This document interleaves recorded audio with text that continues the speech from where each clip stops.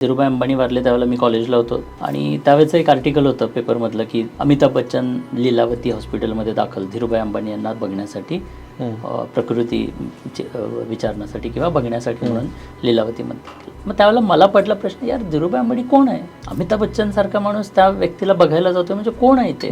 I don't know.